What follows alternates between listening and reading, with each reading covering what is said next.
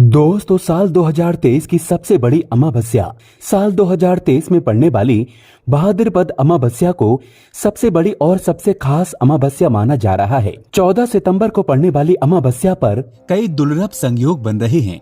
ऐसे में इन दो जगहों पर चुपचाप 2 दीपक जलाकर छोड़ दें। इससे मृत्यु दंड, पितृदोष, महाकाल सर्प दोष, नजर दोष, शनि दोष, राहु दोष सब कुछ होगा खत्म। किस्मत पर लग जाएंगे 4 चांद। महालक्ष्मी दौड़ी दौड़ी चली आएंगी, कंगाल भी होंगे धनी।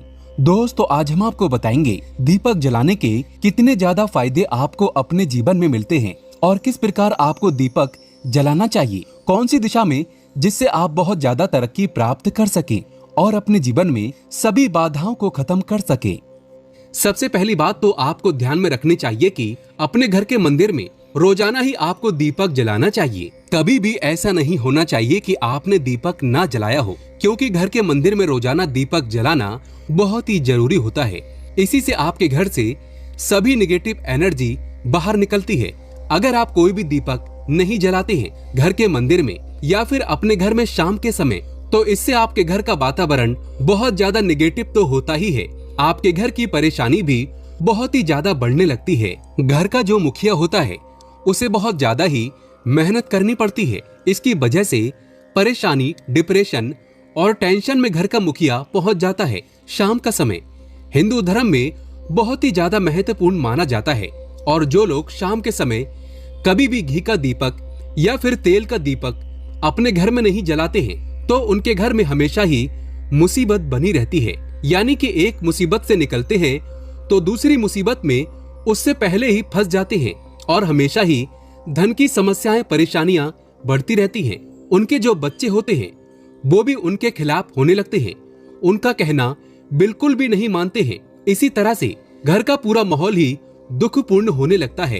काफी लोग इन चीजों को मानते भी हैं, लेकिन जानते हुए भी उपाय नहीं कर पाते हैं और भूल जाते हैं। उन्हें इन चीजों से होने वाले नुकसान के बारे में पता नहीं होता है। इसीलिए रोजाना आपको एक घी का दीपक या फिर तेल का दीपक जलाना बहुत ही जरूरी होता है। अगर आप नहीं जला सकते हैं तो कोई और व्यक्ति भी आपके घर में दीपक जला सकता है, लेकिन रोजाना दीपक जलाना बहुत ही जरूरी होता है। इसी से आपकी सभी नेगेटिव एनर्जी आपके घर से हमेशा बाहर रहती है। दोस्तों, शाम का समय ऐसा होता है जिस समय नकारात्मक ऊर्जाएं बहुत ही ज्यादा प्रबल होती है और आपके घर में प्रवेश कर जाती है। ऐसे में अगर आप घर में या घर के मंदिर में दीपक नहीं जलाते हैं तो नेगेटिव एनर्जी आपको बहुत ही ज्यादा परेशान करती है, आपके सभी काम बिगाड़ने लगती है। जिस समय सूरज डूब जाता है उसी समय ये नेगेटिव एनर्जी बहुत ही ज्यादा प्रबल हो जाती है। उसी समय आपको मुंह हाथ पैर धोकर दीपक जलाना चाहिए। अगर आप खुद नहीं कर सकते हैं तो कोई और व्यक्ति भी आपके लिए ऐसा कर सकता है। दोस्तों, अब जिस घर में बहुत सारे लोग बीमार रहते हैं या फिर बीमारी कभी भी ठीक नहीं होती है, तो ये भी एक संकेत होता है कि आपके घर में बहुत ही ज्यादा नकारात्मक ऊर्जाएं हैं जो परेशानियों को, बीमारियों को, मुसीबतों को बहुत ही ज्यादा बढ़ा रही हैं। इन सभी चीजों को खत्म करने के लिए आपको अपने घर में जब सूरज ढल जाता है तो उस समय घी का दीपक या फिर सरसों के तेल का या फिर तिल के तेल का दीपक भी पूर्व दिशा में आप जला सकते हैं। लेकिन रोजाना इन चीजों को करना बहुत ही जरूरी है, तभी आपको इसके लाभ मिल पाते हैं। अगर आपके घर में धन से जुड़ी समस्याएं, नौकरी, व्यवसाय से जुड़ी हुई कोई भी समस्याएं हैं, अगर ऐसी समस्याएं बहुत ही ज्यादा होती हैं, तो आपको अपने घर के उत्तर दिशा में रोजाना ही घी का दीपक जलाना चाहिए। इसे एक भी दिन आप मिस ना करें। अगर आप रोजाना उत्तर दिशा में घी का दीपक जलाते हैं तो इससे आपकी धन से जुड़ी हुई समस्याएं खत्म हो जाती हैं। जिन लोगों को नौकरी नहीं मिलती है तो उनको भी नौकरी मिलने लग जाती है। और अगर वही व्यक्ति जिसको परेशानी है और वही अगर रोज दीपक जलाता है तो इससे मिलने वाले फायदे और भी ज्यादा हो जाते हैं। शाम के समय घी का दीपक या फिर तेल का दीपक जलाना बहुत ही जरूरी होता है। आप कभी भी इन चीजों को नजरअंदाज ना किया करें, क्योंकि इन्हीं से आपके जीवन में परेशानियां बढ़ जाती हैं और आपको मुसीबतों का सामना करना पड़ सकता है। आपको ये जानकर हैरानी होगी कि जो भी घी का दीपक आप जलाते हैं उससे जो निकलने वाली ऊर्जाएं होती हैं वो आपके घर में जब फैलती हैं तो इससे घर का माहौल एकदम से सुख में बनने लगता है, यानी कि पॉजिटिव होने लगता है।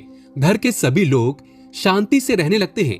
इसी प्रकार से जो तेल का दीपक होता है, ये भी जब जलता है तो इससे आपके आसपास जितनी भी नकारात्मक ऊर्जाएं हैं वो खत्म हो जाती हैं, क्योंकि इन दीपकों से निकलने वाली जो ऊर्जाएं होती हैं, धुआं होता है, वो निगेटिव एनर्जी को बाहर निकालता है और आपके आसपास की एनर्जी को पॉजिटिव बनाता है। तो ये बहुत ही जरूरी चीजें हैं। शाम के समय कभी भी आप इन चीजों को कभी मिस ना किया करें, तभी आप अपने जीवन में सफलता पा सकते हैं और आपकी जितनी भी मनोकामनाएं हैं वो भी पूरी होती हैं। दोस्तों, हम अपने घर के पूजा घर में पूजा पाठ करते हैं और मूर्ति आदि रखते हैं। दोस्तों, मूर्ति का क्या महत्व होता है, आज हम आपको इस वीडियो के माध्यम से बताने वाले हैं। जिस घर के पूजा घर में एक साथ ये दो मूर्तियां होती हैं, वहां पर बनता है राजयोग और दुनिया आपके कदमों में आ जाती है। कहने का तात्पर्य यह है कि आपको सर्व सुख प्राप्त हो जाता है, जिसकी आपने कल्पना की है, जिसकी आपने मनोकामना मांगी है। दोस्तों, घर के पूजा घर में हम पूजा करते हैं, पूजा पाठ करते हैं और पूजा पाठ के माध्यम से कुछ चीजें देखने और मनाने आदि का प्रयत्न करते हैं, ताकि हमें उस पूजा का फल प्राप्त हो जाए और हम उसी अनुरूप घर के अंदर मूर्ति आदि लगवाते हैं, ताकि हम उन देवी देवताओं का सुंदर मुख देख सकें और उनका आशीर्वाद प्राप्त कर सकें। लेकिन दोस्तों, अगर हम अपने घर के पूजा घर में इन मूर्तियों के साथ अन्य मूर्तियां भी रखते हैं, तो निश्चित तौर पर हमारी किस्मत बदल जाती है और देखते ही देखते हमारे जीवन के अंदर की सारी कंगाली समाप्त होने लगती है। दोस्तों, बात करते हैं उन मूर्तियों के बारे में कि आखिर कौन सी दो मूर्तियां एक साथ में आपको रखनी चाहिए, ताकि उसका सच्चा सर्व सुख आपको प्राप्त हो सके। और सबसे पहले अगर हम किसी मूर्ति की बात करें, तो दोस्तों, अगर आप श्री कृष्ण के भक्त हैं और बाल गोपाल की मूर्ति रखते हैं, तब आपको भगवान श्री कृष्ण के साथ माता रानी राधा जी की मूर्ति भी आपको जरूर रखनी चाहिए। दोस्तों, यह भगवान कृष्ण की अगर आपके घर में तस्वीर है, तो उसके साथ राधा जी की भी तस्वीर संयुक्त जोड़े के रूप में आपको लेकर आनी चाहिए। दोस्तों, ये प्रेम और एकता की एक ऐसी अनोखी मिसाल है कि जिस घर में इन दोनों की तस्वीरें होती हैं, तो समझ लीजिए उस घर के अंदर किसी भी प्रकार का गृह कलेश नहीं होता है। दोस्तों, पति पत्नी और परिवार जनों के बीच परस्पर प्रेम रहता है और घर में धन धान्य में अपने आप ही वृद्धि होती है। इसीलिए ये जरूरी माना गया है, अगर आप भी इन मूर्तियों को रखते हैं, तो निश्चित तौर पर आपके जीवन में अपने आप ही फायदा प्राप्त हो जाएगा। दोस्तों, कई लोग अपने घर में माता लक्ष्मी की पूजा करते हैं, तो सोचते हैं कि भगवान विष्णु की भी पूजा करें या ना करें, या फिर उनकी मूर्ति साथ में रखें या ना रखें। दोस्तों, हमेशा भगवान श्री विष्णु जी और माता लक्ष्मी की पूजा आपको एक साथ करनी चाहिए। दोस्तों, देवादिदेव महादेव भगवान विष्णु और भगवान ब्रह्मा जी तीनों ही देवताओं को सर्वशक्तिमान देवता माना गया है और त्रिदेवों में भगवान विष्णु जी को पूजा जाता है। तो अगर आप अपने घर के पूजा घर में लक्ष्मी नारायण जी की संयुक्त रूप में पूजा करते हैं, तो निश्चित तौर पर आपके घर में दिन दुगनी रात चौगनी वृद्धि देखने को मिलती है। दोस्तों, इसीलिए आप भगवान विष्णु जी के साथ माता लक्ष्मी जी की पूजा करें। अगर माता लक्ष्मी की अकेली तस्वीर है, तो आपको उनके बाएं तरफ भगवान श्री गणेश और भगवान श्री कुबेर जी की मूर्ति या तस्वीर अपने घर के मंदिर में जरूर लगानी चाहिए।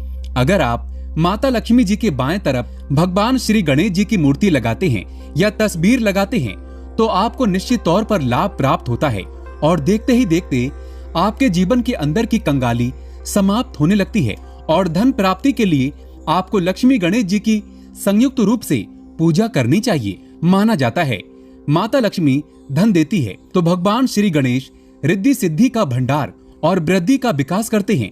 इसी वजह से इनकी पूजा बहुत जरूरी मानी गई है। दोस्तों, कई लोग पूछते हैं कि अपने घर में हनुमान जी की तस्वीर या मूर्ति रखें या ना रखें, या उनकी पूजा करें या ना करें। दोस्तों, आपको निश्चित तौर पर हनुमान जी की अन्य देवी देवताओं के साथ में भी आप मूर्ति या तस्वीर रख सकते हैं। किसी प्रकार की कोई दो राय नहीं है कि आपके ऊपर हनुमान जी क्रोधित होंगे या नहीं होंगे। दोस्तों, इसके अलावा आप प्रभु श्री राम की तस्वीर भी अपने घर के पूजा घर में रखते हैं, तो आप हनुमान जी की तस्वीर रखें या ना रखें, हनुमान जी के निमित्त किसी भी प्रकार की पूजा या पाठ करना हो तो आप प्रभु श्री राम से कहें। दोस्तों, भगवान श्री राम के प्रिय भक्त हनुमान जी हैं और निश्चित तौर पर आपको उतना ही आशीर्वाद प्राप्त होता है जितना कि आपको हनुमान जी की मूर्ति या तस्वीर का पूजन करने से होता है। या फिर आप क्या करें, श्री राम दरबार की तस्वीर अपने घर में लेकर आएं और श्री राम दरबार की तस्वीर का पूजन करें, या उनकी मूर्ति या उनके किसी प्रकार की कोई चीज आपके पास है तो आप उनका पूजन करें। इसमें सारे देवी देवताओं का आपको आशीर्वाद प्राप्त हो जाता है। हनुमान जी से लेकर माता सीता, भगवान श्री राम और अन्य देवी देवताओं का भी आशीर्वाद आपको प्राप्त हो जाता है।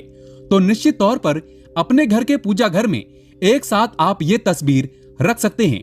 आपके जीवन में राजयोग की प्राप्ति हो जाती है। दोस्तों, इसी तरह अगर आप अपने घर के पूजा घर में या किसी अन्य स्थान पर अगर कोई तस्वीर रखना चाहते हैं और उसे लगाकर अपने घर में लाभ प्राप्त करना चाहते हैं तो अपने घर में या पूजा घर में आपको निश्चित तौर पर त्रिदेवों की तस्वीरें या मूर्ति एक ही स्थान पर लाकर जरूर रखनी चाहिए। ब्रह्मा, विष्णु और महेश, इन तीनों की संयुक्त रूप से इनकी एक साथ तस्वीर अपने घर के मंदिर में या अपने घर में कहीं भी लाकर रख देनी चाहिए।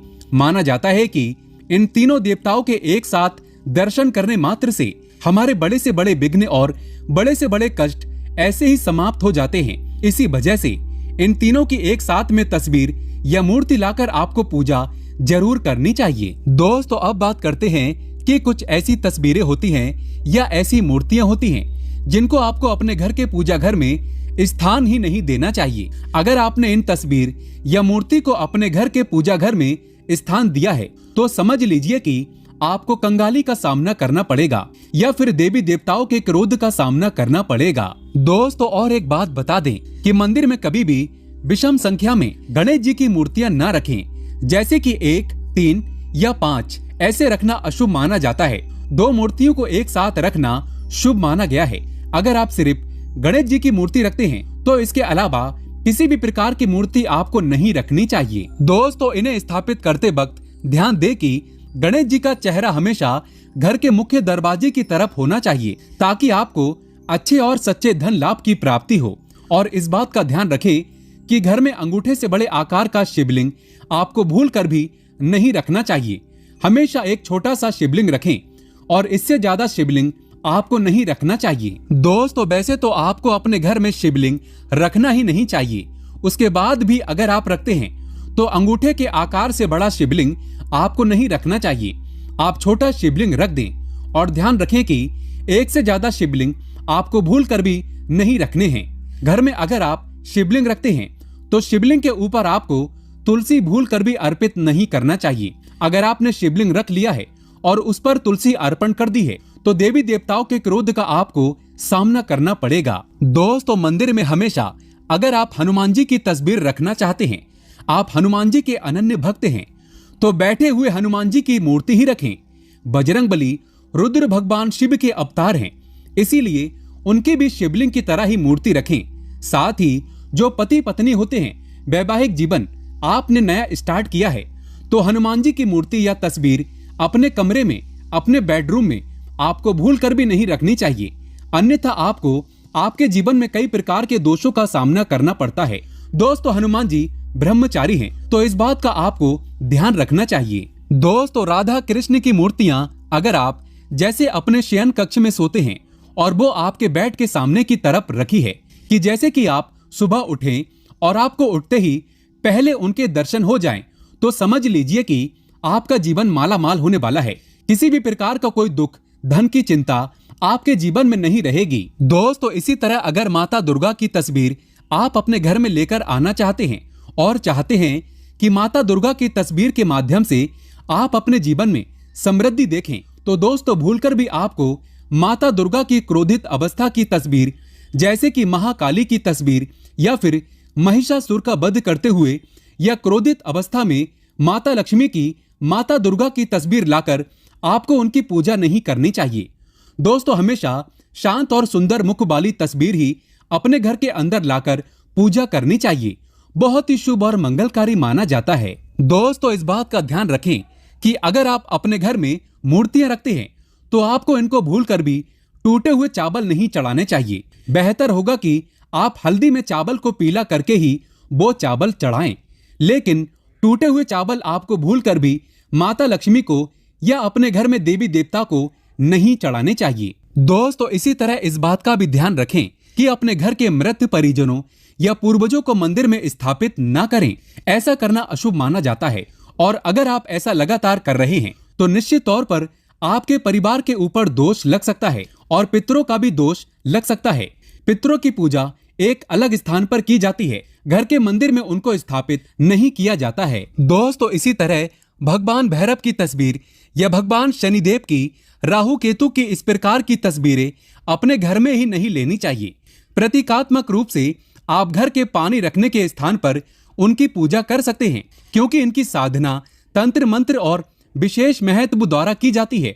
घर के अंदर आप ऐसे ही इनकी पूजा पाठ आप नहीं कर सकते हैं। इनकी पूजा पाठ में अगर किसी प्रकार की कमी रह जाती है तो उनको बहुत ज्यादा क्रोध आ जाता है। इनके क्रोध का आपको सामना करना पड़ता है। इसी वजह से आपको इस प्रकार की तस्वीरें या मूर्तियां अपने घर के अंदर नहीं रखना चाहिए। और जो पहले हमने आपको बताया उस प्रकार की तस्वीरें तो निश्चित तौर पर आप रखकर अपने जीवन में फायदा प्राप्त कर सकते हैं। दोस्तों, अगर आप भगवान शिव से प्यार करते हैं तो कमेंट बॉक्स में लिखें हर हर महादेव, ओम नमः शिवाय, जय शिव शंकर।